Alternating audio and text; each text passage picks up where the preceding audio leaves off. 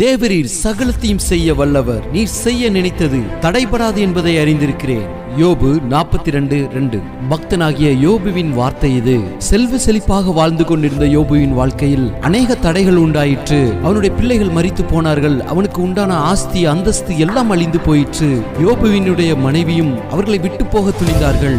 இவ்வளவு தடைகள் வந்தாலும் பக்தனாகிய யோபுவின் மனதில் நின்ற ஒரே காரியம் ஒன்றுதான். கர்த்தர் என்னுடைய வாழ்வில் மேன்மையான காரியத்தை செய்து கொண்டிருக்கிறார். நான் சோதிக்கப்பட்ட பின்போ பொன்னாக விளங்குவேன் என்ற நம்பிக்கையோடு காத்திருந்தார். கர்த்தர் அவன் இழந்த எல்லாவற்றையும் இரட்டிப்பாய் திருப்பி கொடுத்தார். நம்முடைய வாழ்க்கையிலும் அநேக தடைகள் தொடர்ந்து வரலாம். இழப்புகளை சந்திக்கலாம். வேதனைக்குள்ளாய் காணப்படலாம். ஆனால் கர்த்தர் உங்களுடைய வாழ்க்கையில் பெரிய காரியங்களை செய்து கொண்டிருக்கிறார். நேர்த்தியான நேரத்தில் பக்தனாகிய யோபுவை ஆசீர்வதித்தது போல உங்களையும் அவர் ஆசீர்வதித்து உயர்த்துவார். ஆமென்.